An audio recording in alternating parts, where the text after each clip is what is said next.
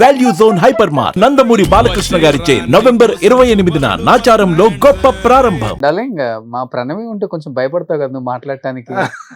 నేనే భయపడతానండి, అంత సీన్ ఏం లేదు. ఇప్పుడు వరకు అందరూ 10 నిమిషాలు మీరు చూసిన ఇంటర్వ్యూ ఓన్లీ ఫ్యామిలీ ఆడియన్స్ ఇప్పుడు చూస్తారు అనుకుంటారు కానీ అంత సీన్ ఏం లేదు. లాస్ట్ కి తను ఏం చెప్తే అదే. అంతేనా? టామ్ అండ్ జెర్రీ ఎలా ఉంటారు అలా ఉంటారు సేమ్ వర్డ్ వాళ్ళ అమ్మ కూడా అదే వాడుతారు. ఇద్దరు టామ్ అండ్ జెర్రీ. అసలు ఎందుకు చేసుకున్నారు? ఫ్రెండ్స్ లాగా ఉంటే సరిపోయే. చచ్చిపోతున్నాం, కొట్టుకుంటారు. ఎందుకు పోనీ పైకి వెళ్ళో బయటికి పోయి కొట్టుకోండి, ఇంట్లో వద్దంటారు. కానీ ఏ మాటకు ఆ మాట. అంటే బేసిక్ గా మాస్టర్. సో మా డాన్సర్స్ ని వాళ్ళని కమాండ్ చేసి చేసి చేసి ప్రతిరోజు అంటే మన అండర్ లో మనకి ఏం కావాలో మనం డైరెక్ట్ చేయించుకుంటున్నప్పుడు మన డాన్సర్లను నువ్వు ఇట్రా ఇది చెప్పి చెప్పి చెప్పి చెప్పి ఆ కమాండింగ్ నెస్సే మనదే గెలవాలనుకుంటాం. అది అలవాటు. ఇప్పుడు కొన్నిసార్లు లైన్ గా షూటింగ్స్ ఉన్నప్పుడు ready ready ready ready ready short ready ready అంటూ ఉంటాను కదా. ఇంటికి వచ్చి రెడీ రెడీ ఆ వర్డ్ బుజ్జి అన్నం పెట్టాలంటే రెడీ రెడీ. కానీ మీ ఇద్దరిని చూసిన తర్వాత ఇండస్ట్రీలో చాలా మంది పెళ్లి చేసుకోకూడదు అనుకున్న వాళ్ళు కూడా పెళ్లి చేసుకోవాలి అనుకుంటున్నారు. స్టార్టింగ్ లో అదే చెప్పేదాన్ని, చేసుకుని చాలా బాగుంటుంది. ఇప్పుడు మీకు ఇక్కడ ఫిక్స్ అయితే అన్ని చూసుకుంటా అనుకుంటా అప్పుడు చేసుకుంటాము, అప్పుడు నేను చాలా ఇమ్మొచ్చిగా చేసేసుకుంటాను. బాగానే ఉన్నాడు, బాగా చూసుకుంటా అన్నాడు అని. బాగా చూసుకోవట్లేదా? ఉంటే చూసుకుంటాడు, లేకుండా ఏం చూసుకుంటాడు. సో ఇప్పటి నుంచి మీరు బిజీ అయిపోతారు కదా. నాకు అది ఇష్టం. అంటే ఏం లేదు, మనది షూటింగ్స్ అవుట్డోర్ పడుతుంటుంది. అండ్ అవుట్డోర్ లో వైజాగ్ పడుతుంది డార్లింగ్. వైజాగ్ మొన్న రీసెంట్ గా వర్షాకాలమే వెళ్ళాను. ఎక్స్ట్రీమ్ ఎండ. అక్కడ లోకల్ జనాలే, లోకల్ మనకు వచ్చే టెక్నీషియన్సే సార్ ఇలాంటి దారుణమైన ఎండ మనము ఎండాకాలంలో కూడా చూడలే, వైజాగ్ లో ఫస్ట్ టైం అన్నారు. డ్రైన్ అయిపోయాం పొద్దుంచి సాయంత్రం వరకు. అండ్ రోడ్ల మీద షూటింగ్ చేసినప్పుడు చైర్లు అవి ఏమి ఉండవు. నిలబడుకొని ఇక్కడ ఒక షాట్ తీస్తున్నామా, మన డిఓపి గారు అడుగుతారు మాస్టర్ నెక్స్ట్ ఎక్కడ అని. ఈ షాట్ ఓకే చెప్పే లోపల ఆయన అడుగుతారు మాస్టర్ నెక్స్ట్ ఎక్కడ పెట్టుకుందాం, అక్కడ పెట్టుకుందామా, అక్కడ బాగుంది. అక్కడ నిలబడి మనం మన అసిస్టెంట్లతోటి ఆ షాట్ సెట్ చేసుకొని ఆ క్రౌడ్ అంతా జరపండి. అదేదో పాత సినిమాల్లో క్రౌడ్ అంతా ఉంటారు చూసావా, అలా లేకుండా దాన్ని రియలిస్టిక్ గా చేయడానికి మన టెక్నీషియన్స్, డైరెక్షన్ డిపార్ట్మెంట్ ఇంతమంది పనిచేస్తూ ఆ ఎండకి డ్రైన్ అయిపోయిన తర్వాత ఇంటికి వచ్చిన తర్వాత ఏమైంది అంటే సడన్ గా వారం రోజుల తర్వాత వస్తాం ఇంటికి రాగానే ఏమనిపిస్తుంది అంటే అసలు ఎవరు ఏం మాట్లాడకుండా పడుకుందాం అనిపిస్తుంది. కానీ బ్యాచిలర్ లైఫ్ లో చేసినట్టు ఇక్కడ చేయలేము. సో దానివల్ల ఫేస్ చేస్తాం డెఫినెట్ గా ప్రాబ్లం అనేది. ఎందుకంటే వాళ్ళకు కూడా ఇప్పుడే వచ్చాడు, ఇంటికి ఇప్పుడే వచ్చాడు ఈడు. వాళ్ళకి ఎలా ఉంటది అంటే 1 వీక్ తర్వాత వచ్చావు, కొంచెం యాక్టివ్ గా ఉండొచ్చు కదా, ఎక్కడికైనా వెళ్ళొచ్చు కదా. అనట్లేగా నిన్ను ఇంతవరకు వదిలేసాగా, పడుకో బుజ్జి అని వదులుతున్నాగా. అసలు ఎక్కడికి తీసుకెళ్ళరా? No trips. పాస్పోర్ట్ ఒకటి స్టాంప్ అని పట్టదు. పాస్పోర్ట్ ఎక్స్పైర్ అయిపోయి, వీసా ఎక్స్పైర్ అయిపోయి, మళ్ళీ కూడా చేయించుకున్నాను. ఏమీ లేదా, మళ్ళీ ఏమైనా తీసుకెళ్తారేమో ఉంది. మళ్ళా జనాలంతా నందిట్టుకుంటారు. అసలు ఎందుకు ప్రేమించావు, ఎందుకు పెళ్లి చేసుకున్నావు? నాకు అసలు తెలియని కూడా తెలియదు తను ఎవరో. ప్రణవి గారు చేసుకున్నాడు. అప్పుడు చాలా అందంగా ఉంటావు కదా నువ్వు, మంచి కర్లీ హెయిర్, అది ఇది. అసలు ఎక్కడో పెద్ద హీరోయిన్ చేసుకుంటావు అనుకున్నారు చాలా మంది ఆ టైంలో. నేను కూడా అనుకున్నాను చేసుకుంటే బాగుండేదండి. ఒక్కసారిగా ట్రెడిషనల్ గా ఉండి లంగా ఉని వేసుకొని స్పెట్స్ పెట్టుకొని అలా ఉండి ప్రణవిని చేసుకోవాలనుకున్నప్పుడు ఫస్ట్ తనకైతే చాలా తిరిగి ఉంటది మైండ్ లో, ఏదో ఒకటి రన్ అయ్యే ఉంటుంది. మీకేంటి అసలుకి? బేసిక్ గా నేను బాగా లేజీ. ఆ లేజినెస్ లో ఏంటంటే ఆర్భాటం ఎక్కువ ఉండదు. అంటే నేను సాయంత్రం 6 తర్వాత కొరియోగ్రాఫర్ని బ్యాచ్ వేసుకొని పబ్కి వెళ్ళిపోదాము, డాన్స్ చేద్దాం, ఎంజాయ్ చేద్దాము, లేదా ఇంకో ప్లేస్కి వెళ్ళిపోదాము, అలాంటి కాదు. బేసిక్ ఏంటంటే 6 తర్వాత ఇంటికి వెళ్ళిపోయి హ్యాపీగా మన గూటికి మనం చేరిపోతే బాగుంటుంది అనుకునే రకం. పని లేకపోతే ఇంట్లో ఉండాలి, పని ఉంటే వెళ్ళిపోవాలి బయటికి. సో ఆర్భాటం లేని లైఫ్ కాబట్టి నాకు స్పెసిఫిక్ గా ప్రణవి లాంటి అమ్మాయి ఇష్టం, ప్రణవి ఇష్టం అట్లా. అదే నా కోపం వచ్చింది. వాళ్ళు ఏంటంటే టైమింగ్ వేస్తుంది. మా వీళ్ళ అమ్మగారు, మా అత్తయ్య గారు ఎంత స్టైలిష్ కొరియోగ్రాఫర్ అనుకుంటే ఏమేమో మా అమ్మాయిని అనుకున్నాం, కానీ నువ్వు స్టైలిష్ కాదు కదా, షార్ట్ వేసుకొని 24 గంటలు అటు ఇటు తిరుగుతుంటావు. ఏమిటిది పొండి బయటికి ఎంతసేపు చూడాలి మీ మొహాలు అంటారు వీళ్ళు. అవునా, ఇంట్లోనా? ఇంట్లోనే అట్లా. ఓకే, ఫస్ట్ మీరే ప్రపోజ్ చేశారు అయితే? నేనే, మీరే? నా సైడ్ నుంచి, ఆల్ సైడ్ నుంచి ఎందుకు ఉంటది? ఎక్కడ చూసారు డార్లింగ్ ఫస్ట్ ప్రణవ్? మా టీవీ మ్యూజిక్ అవార్డ్స్ లో. ఓకే. నేను బ్యాక్ స్టేజ్ లో అంటే వీళ్ళ మ్యూజిక్ అవార్డ్స్ మధ్యలో కమర్షియల్ గా పర్ఫార్మెన్సెస్ ఉంటాయి హీరోయిన్స్ తోటి వాళ్ళతో. దానికి కొరియోగ్రఫీ ఇది ఇచ్చారనమాట. సో అప్పుడు నా బ్యాక్ స్టేజ్ లో నా డాన్సర్స్ తో పాటు నెక్స్ట్ ఎవరు వెళ్ళాలి అనే టైంలో వీళ్ళ గ్యాప్స్ లో వీళ్ళు పాడతారు కదా వెళ్ళి. ఓకే. ఆ పాడుతున్నప్పుడు దూరం నుంచి అలా చూశాను. అక్కడి నుంచి అలా ఈ అమ్మాయి కరెక్ట్ మాట్లాడాడు, నాకు గుర్తు కూడా లేదు. మాట్లాడారు అప్పుడే ఫస్ట్ టైం వచ్చి మాట్లాడాడు అంటే కంగారు పడుతున్నట్టు అనిపించింది. ఓకే. నెక్స్ట్ మీదేనా ఏముంటది, నెక్స్ట్ మీదేనా పులిహోర కలపాలి. ఓకే, నెక్స్ట్ మీదేనా. ఇతనెవరు, ఇతను వచ్చి మాట్లాడుతున్నాడు. నాకు వీళ్ళ డాన్సర్స్ లో సాగర్ తెలుసు, సాగర్ ఉన్నాడు అక్కడ, మా అసిస్టెంట్.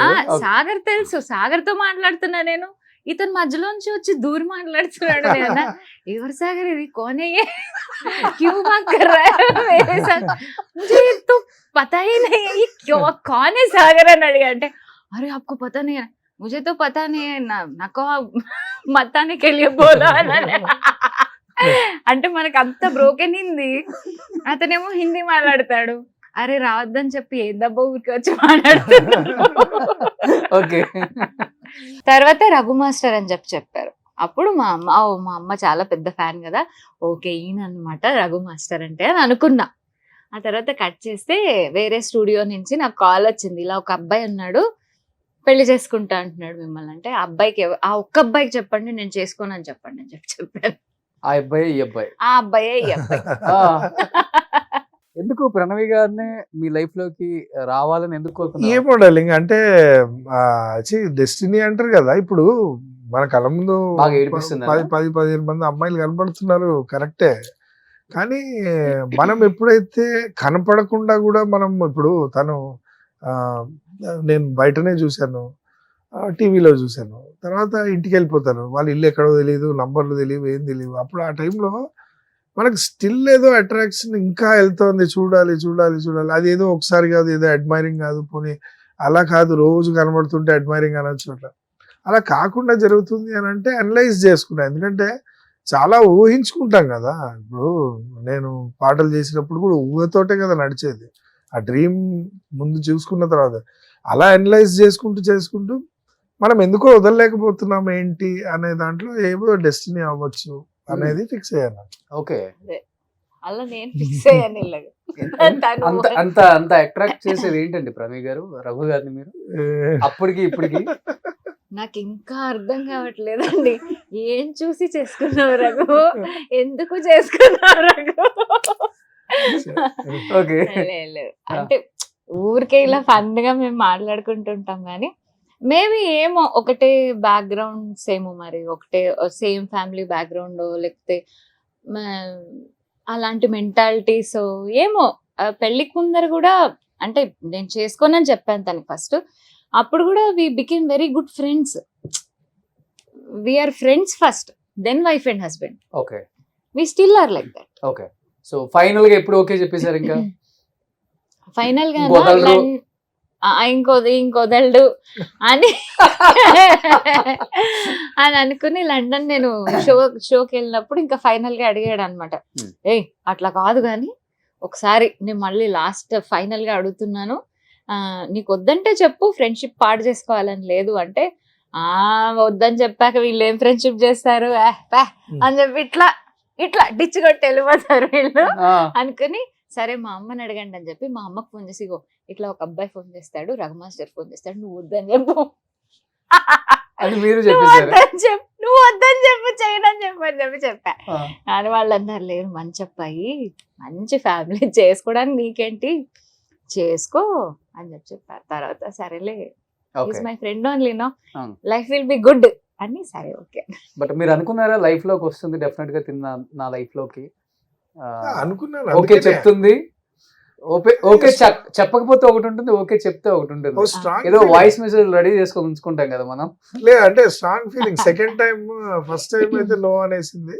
సెకండ్ టైం అదే తిట్టడం అంటే తిట్టడం కాదు. రఘు మాస్టర్ చెప్తే నో అంటాను నా చెప్పు తీసుకుని నేనే కొట్టుకోవాలి ఏంటో అందగా తెలనుకుంటున్నా. అవునా? అప్పుడు హీట్ రఘు మాస్టర్ ఇక్కడ రఘు మాస్టర్ అన్నాడు. మేము అనాలి ప్రణవి ఇక్కడ ప్రణవి అనలేదు. ఫ్రస్ట్రేషన్ లో ఉన్నాడు వదిలేస్తాడు అమ్మయ్య అనుకున్నాను. అనుకున్న తర్వాత తిను ఒక దొంగట అని ఒక సినిమా మంచు లక్ష్మి గారు కదా పాడాను నేను. కింద పైన వీళ్ళు షూటింగ్ చేస్తున్నారు అదే పాట కింద నేను పాడుతున్నాను నేను. రఘు మాస్టర్ ఉన్నాడు అన్న వెంటనే అమ్మో రఘు మాస్టర్ ఉన్నాడు అని గొప్ప గొప్ప పాడేసి పేమెంట్ ఏమవుతుందో నేను వెళ్ళిపోయాను నేను ఇంటికి. నాకు తెలీదు రికార్డింగ్ జరుగుతుంది. వద్దు నాకేమక్కర్లేదు పాట ఉంటే చాలా తీసుకోలేదు పవన్ తర్వాత ఇచ్చారు. ఓకే బట్ చేసుకున్న తర్వాత అనిపించిందా ఒకవేళ చేసుకోకపోతే ఇలాంటి ఒక మంచి భర్తని నేను మిస్ అయ్యేదాన్ని అని అనిపించింది ఎప్పుడైనా? ఏమో ఎప్పుడు అనిపించలేదు.